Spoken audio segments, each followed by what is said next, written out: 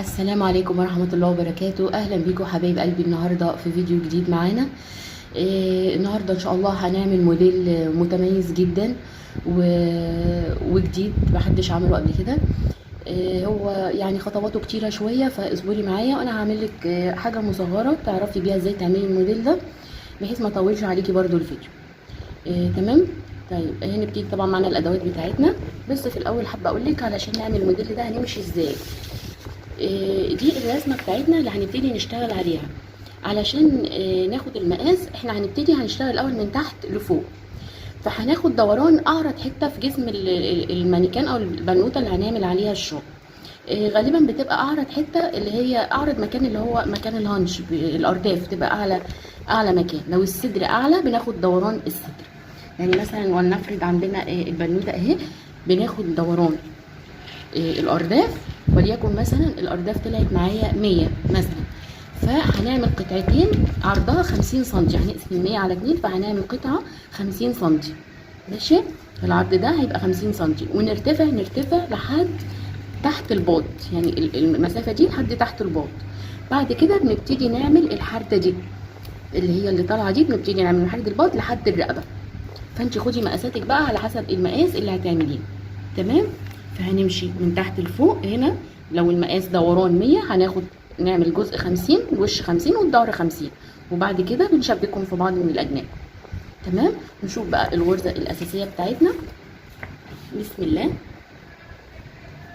هنجيب الخيط بتاعنا، نعمل غرزه البدايه بتاعتنا العاديه خالص، بتعملي العدد بتاعك بيكون تكرار رقم 3. ماشي، او يعني رقم يقبل الاسم على 3. فانا عشان مقاس صغير هعمله لك، فهبدا ب 12 سلسله. 1 2 3 4 5 6 7 8 9 10 11 12. تمام. عملنا 12 سلسله رقم يقبل الاسم على 3. بعد كده بنزود سلسله 2 3 4. تمام. بنزود 4 سلاسل، بنزود 5 سلاسل. تمام. وبندخل في ال5 اللي احنا عملناها دي ونعمل حشو. يبقى احنا عملنا تكرار رقم 3 وزودنا 5 سلاسل. ماشي. بنكرر بقى، بنعمل ايه؟ بنعمل 3 سلسله، 1 2 3، ونسيب سلسلتين وندخل في الثالثه ونعمل حشو بالشكل ده. 1 2 3، نعد نسيب غرزتين من تحت وندخل في الثالثه ونعمل حشو. السطر ده كله كده. هو اصلا الموديل تكرار سطرين 2 وسهلين جدا. 1 2 3 وبنيجي 1 2 ونخش في الثالثه ونعمل حشو.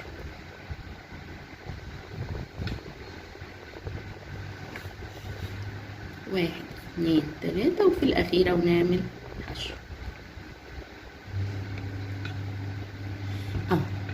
بالشكل ده. طيب السطر اللي بعده بنعمل ايه؟ السطر اللي بعده بنرتفع سلسله واحده بس. تمام. وندور الشغل، بندخل في نفس السلسله دي ونعمل حشو في اول واحده. تمام. وبعدين بنعمل سلسله، ندخل في الفراغ اللي بعده ونعمل حشو وسلسله. هنيجي على الحشو اللي احنا عملناها دي عشان نعمل نفس الموديل، بناخد لفه نعمل عمود امامي من تحت الحشو اللي احنا عملناه اهو بالشكل ده. نعمل عمود عادي خالص بس ايه، بريد امامي وسلسله، وننزل في الفراغ اللي بعده ونعمل حشو وسلسله، وننزل ورا الحشو ونعمل عمود امامي عشان تبقى بارزه زي الموديل بالظبط. لو انت مش عايزاها بارزه اعملي عمود عادي، بس هو الموديل كده. بنعمل سلسله وننزل في الفراغ ونعمل حشو، سلسله وننزل ورا الحشو ونعمل عمود امامي بلفه، سلسله وحشو، سلسله وعمود امامي، سلسله والاخيره بنعمل فيها حشو. زي ما بدأنا بحشو لازم بننتهي بحشو، دايما البدايه بتبقى زي النهايه.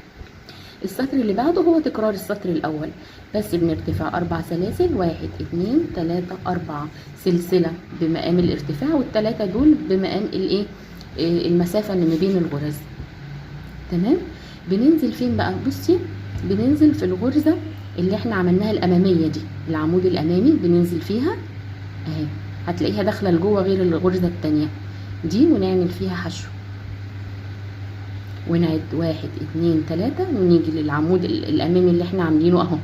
بصي هتلاقي في غرزه حشو هنا وغرزه حشو هنا، والعمود الامامي داخل لجوه اللي هو البارز من بره ده، هتلاقيه من ظهر الشغل داخل لجوه، فده اللي هننزل نعمل فيه الحشو. 1 2 3 وننزل في العمود نعمل حشو. 1 2 3 وننزل في العمود نعمل حشو. 1 2 3 واخر عمود بنشتغله عادي خالص، ما بنعملش فيه اي حاجه ولا خلفي ولا حاجه اهو بالشكل ده. الدور اللي بعده هو تكرار الدور التاني، بنرتفع سلسله واحده بس، ندور الشغل، بننزل في نفس السلسله اللي عملناها ونعمل حشو، وسلسله ننزل في الفراغ نعمل حشو، سلسله وبننزل ورا الحشو اللي عملناه ونعمل عمود امامي، عمود امامي بلفه واحده، سلسله ما بين كل غرزه وغرزه سلسله، وننزل في الفراغ نعمل حشو، سلسله وننزل من ورا العمود ونعمل من ورا الحشو ونعمل عمود امامي، سلسله وحشو، سلسله وعمود امامي من ورا الحشو، سلسله وحشو، سلسله وعمود امامي من ورا الحشو، سلسله وحشو، سلسله وبنعمل عمود عادي بقى زي ما بدأنا بعمود لا سلسله وحشو، اسفه، سلسله وحشو زي ما بدأنا بحشو بننتهي بحشو. بتبقى بالشكل ده معايا الغرزه. ماشي. بنبتدي نرتفع بقى من طول اللي احنا عايزينه، يعني ولنفرض ان احنا عايزينه من عند الركبه كده، بنرتفع بالشغل ده لحد ما نوصل لتحت الباط. شوفي انت عايزاه بقى يبتدي من تحت الركبه، من فوق الركبه، عايزاها بلوزه قصيره، المهم القطعه اللي بتشتغليها دي بتشتغليها من هنا لتحت الباط، عشان بعد كده هنعمل تناقص عشان نطلع بزاويه لحد الرقبه. تمام. فانا هشتغل القطعه دي لحد المقاس اللي انا عايزاه وارجع معاكم عشان نشوف هنعمل التناقص بتاعنا ازاي. هنا حبايب قلبي انا وصلت المفروض لاخر للدور اللي انا عايزاه، للطول اللي انا حددته، يعني انا عايزاه الطول ده كده اهو، عايزه الطول ده لحد تحت الباط هنا. هبتدي انا دلوقتي في اخر سطر هنعمله مع بعض وبعدين نشوف هنعمل التناقص ازاي. هنا انا عملت عمود، وهنا سلسله، بعدين حشو، بعدين سلسله، بعدين حشو في اخر غرزه. احنا المفروض بعد كده بنعمل الاربعه تزايد في اول السطر، لا ده مش هنعمله، لما نيجي نعمل التناقص هنلغي التزايد، هنلف الشغل على طول. تمام. ونتجاهل التزايد بتاعنا وندخل على طول في العمود ده ونعمل حشو. التناقص بنعمله في السطر اللي هو اللي فيه ايه الغرز الحشو بس، يعني اهو عملنا كده نعتبر عملنا تناقص. هنبتدي هنعتبر ان دي اول غرزه بقى في السطر بتاعنا. ماشي. ونعمل 1 2 3، المفروض الارتفاع بتاعنا بيبقى 4 غرز، ونخش في العمود اللي هو الخلفي اللي بعده دوت اللي احنا عملناه اللي يعتبر امامي من الوش، ونعمل الحشو بتاعنا عادي خالص. عملنا الحشو بنعمل 3 1 2 3 وبنيجي اللي عليها الدور في العمود ونعمل فيه حشو. 1 2 3 ونيجي في العمود ونعمل حشو.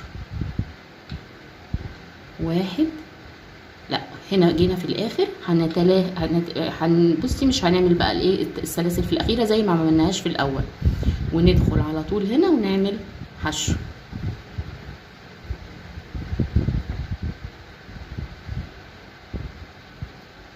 بندخل في اخر سلسله ونعمل حشو، مش هنعمل الثلاث سلاسل الاخرى. كده احنا عملنا تناقص. ماشي. بنرتفع بعد كده سلسله عاديه عادي خالص، ونكمل الدور اللي عليه الدور اللي هو بنعمل فيه ايه، اللي هو بنعمل فيه حشو في اول الدور، وبعدين بنعمل سلسله، وبعدين بننزل نعمل عمود امامي بلفه وراء العمود ده كده، وبعدين سلسله وحشو، سلسله وعمود امامي، سلسله وحشو، سلسله وعمود امامي،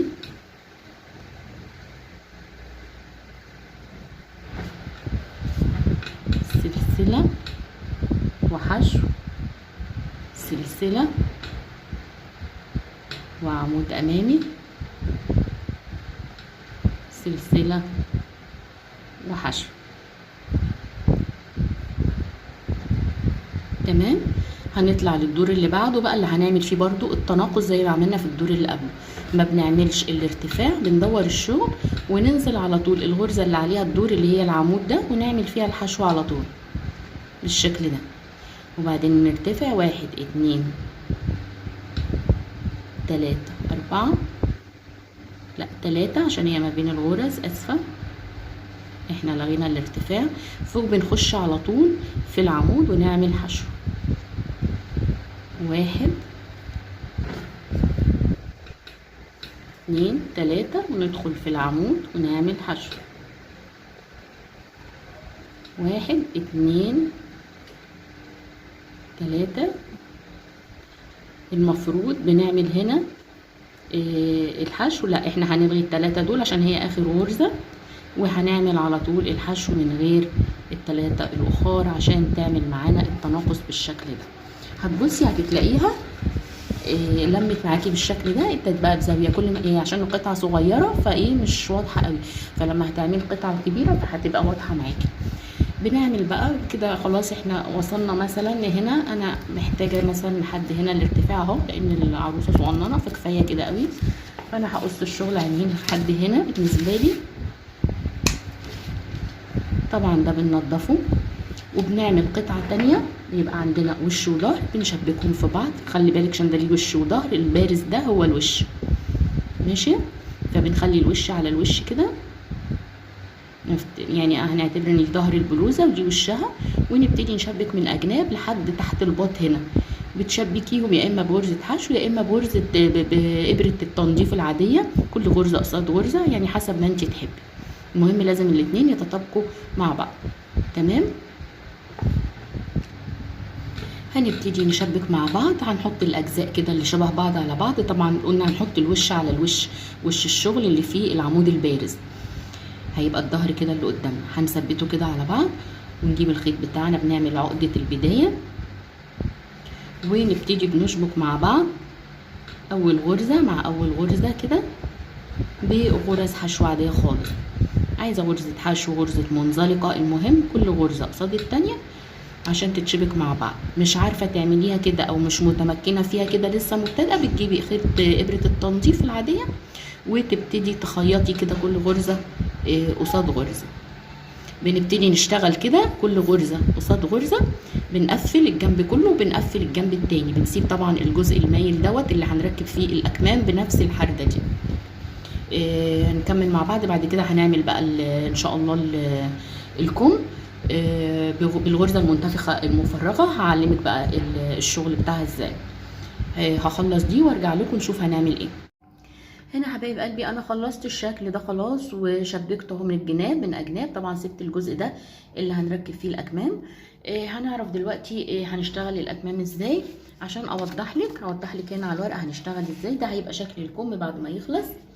احنا بنبتدي بناخد دوران المعصم وهنشتغل الدوران كله، مش هنقسم بقى حاجه. هنشوف دوران المعصم قد ايه ونقيس بالمازوره ونشتغل الجزء ده نفس المقاس اللي احنا اخدناه دوران المعصم. تمام. بنبتدي نشتغل 3 اسطر وبعد كده نبدا نعمل تزايد في السطر الثالث. ونشتغل سطرين ونعمل تزايد في التالت، سطرين وتزايد في التالت، مش بنشتغل تزايد في كل الاسطر لحد ما نوصل للطول اللي احنا عايزينه تحت الباط. نبتدي نعمل التناقص بتاعنا دوت علشان ايه؟ يثبت في الجزء اللي احنا عاملينه الحردة دي. الحردة دي اسمها رجلان، فعلشان الكم يبقى نفس الحردة دي بنشبكه من هنا وبنشبكه في الجزء التاني من الظهر، وكده يبقى عملنا الكم بس بعد ما نقفل. تمام. الغرزة بقى بتاعت الكم اسمها غرزة البف المفرغة، هنشوف مع بعض نشتغلها ازاي. هنبتدي بسم الله نعمل غرزة عقدة البداية بتاعتنا، وهنبتدي نعمل غرز مضاعفات العدد 6. ماشي. انا علشان الحجم صغير وعشان انجز معاكم بسرعة ما اطولش عليكم الفيديو، فهعمل دلوقتي هعمل ايه يعني حوالي 18 غرزة بس. 1 2 3 4 5 6 7 8 9 10 11 12 13 14 15 16 17 18 على التلاتة فيها الستة. معلش حصل عطل في الكاميرا. بعد كده هنطلع هنسيب 1 2 3 4 وندخل في الغرزة الخامسة ونعمل عمود بلفة. ماشي. بعد كده 2 سلسلة وننزل في نفس الغرزة اللي عملنا فيها عمود بلفة نعمل عمود بلفة تاني.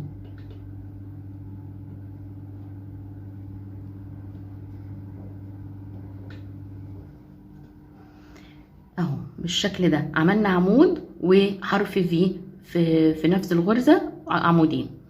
تمام. طيب بعد كده هناخد لفة، هنسيب الغرزة اللي بعد العمود واللي بعدها هنسيب غرزتين اهو 1 2، وهننزل في التالتة نعمل غرزة بف. بناخد لفة على الابرة وننزل نسحب لفة ونطلع ونطلعها لفوق شوية كده، وكمان مرة هناخد لفة وننزل في نفس الغرزة. بقى عندنا ايه؟ لفتين 3 اهي، والرابعة بنعمل 4 لفات ما بنخلصهمش من على الابرة اهو، بنسيبهم كده مع بعض. بعد كده ناخد لفة ونخرج كل الحلقات ما عدا الحلقة الأخيرة بنسيبها، وبعد كده لفة، وبعد كده بنخرج الحلقتين من على الإبرة. تمام. طيب بعد كده بنعمل ايه؟ بنسيب غرزتين وندخل في التالتة ونعمل حرف الفي اللي احنا عملناه في الأول، اللي هو عبارة عن عمود و2 سلسلة وعمود في نفس الغرزة بالشكل ده. بنسيب سلسلتين وننزل نعمل بف.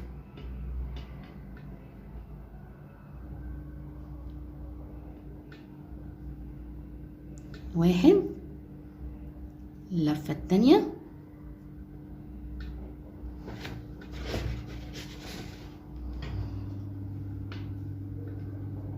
ادي 2 بنسويهم كده مع بعض، ادي 3 ودي الرابعة اهو. بناخد لفة ونخرج كل الحلقات ما عدا الحلقة الأخيرة، وبعدين بنسحبها في الآخر. بنسيب غرزتين ونعمل حرف الفي اللي هو عبارة عن عمود، 2 سلسلة وعمود في نفس الغرزة، وبعد كده الحلقة الأخيرة ديت الغرزة الأخيرة بنعمل فيها عمود زي ما ابتدينا في الأول بعمود وحرف في، برضو بننتهي بعمود وحرف في بالشكل ده. الدور اللي بعده بقى بنطلع ب3 سلسلة وبندور الشغل، بنعكس بقى، بنعمل في حرف الفي ده غرزة بف، وفوق البف بنعمل حرف الفي عشان هي معمولة العكس كده في الموديل.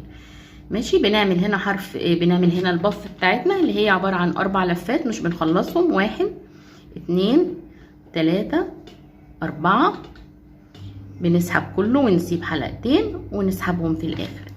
هنرجع فوق، هنروح بقى للبف دي وفوقها هنعمل حرف الفي اللي هي عبارة عن عمود، 2 سلسلة وعمود تاني، وهكذا بنعمل في حرف الفي بف وبنيجي فوق البف ونعمل حرف في. هخلص الثلاث ادوار، بنعمل 3 صفوف من غير تزايد، وهاجي بعد كده اوريكم ازاي بنعمل التزايد. هنا حبايبي انا خلاص عملت ال3 صفوف الاولانيين، هنبتدي نعمل التزايد. هندور الشغل هنا اهو خلاص 3 صفوف. في الصف الرابع بنعمل ايه؟ بنطلع بالعمود بتاعنا عادي 3 سلسله، بننزل في نفس العمود نعمل عمود تاني، وهو ده التزايد بتاعنا.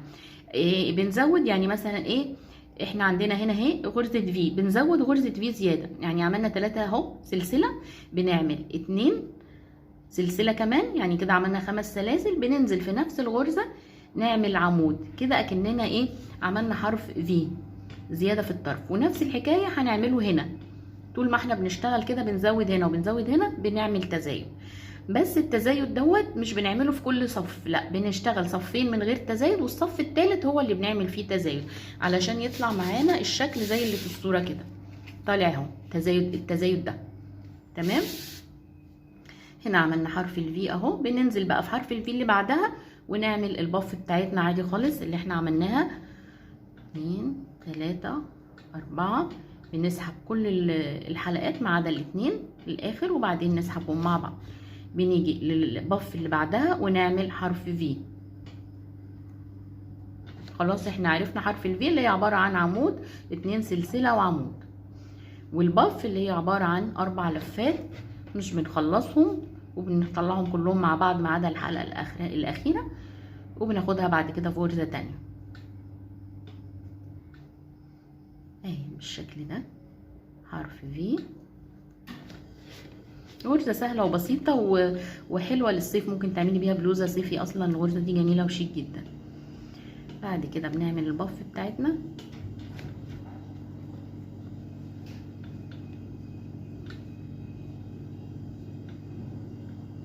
وفي الاخر هنا زي ما عملنا حرف في زياده بنعمل هنا برضو حرف في العمود الاخير ده اللي هو التزايد بتاعنا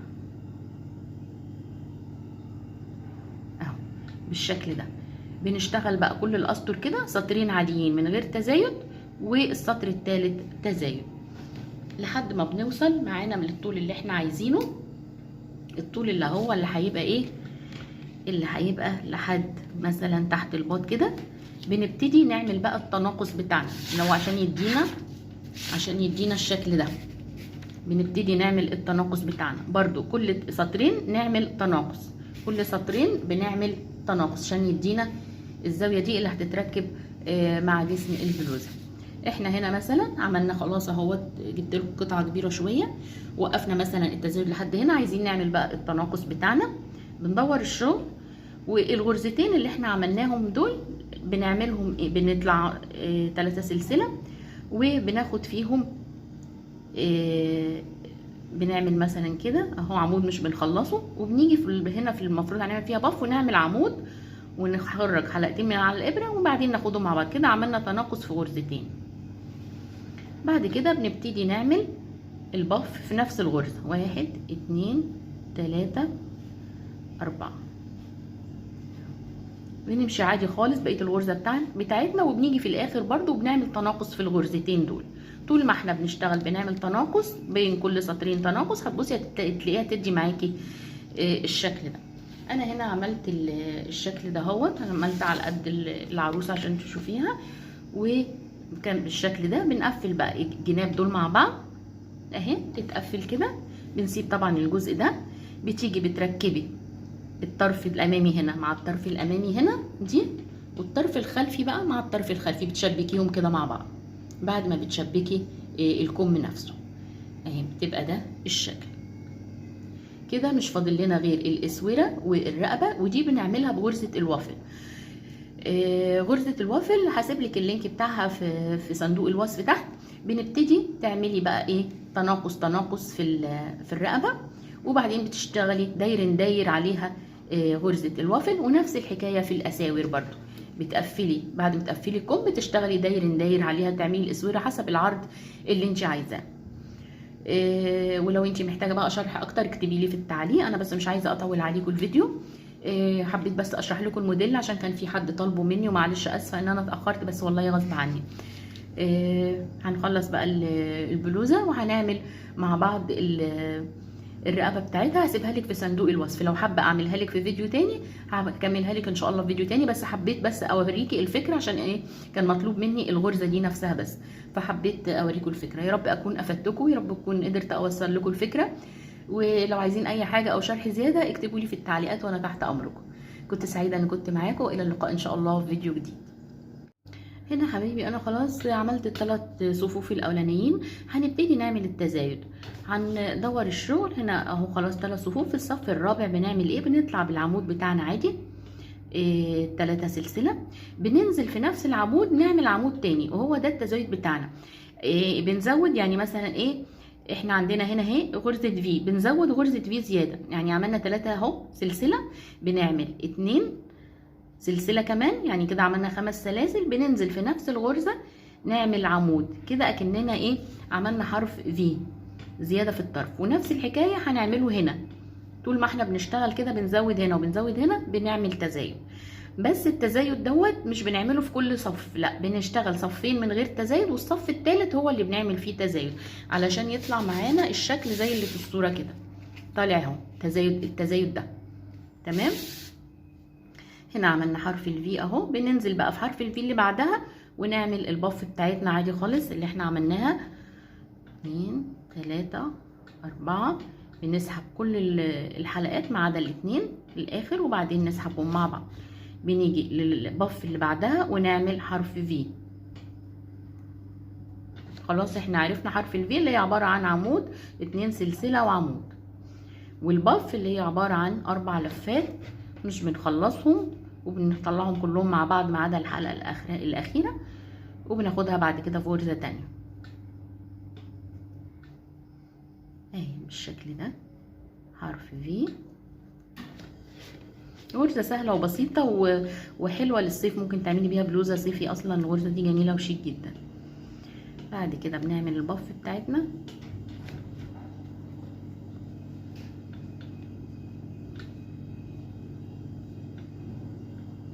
وفي الاخر هنا زي ما عملنا حرف في زياده بنعمل هنا برضو حرف في في العمود الاخير ده اللي هو التزايد بتاعنا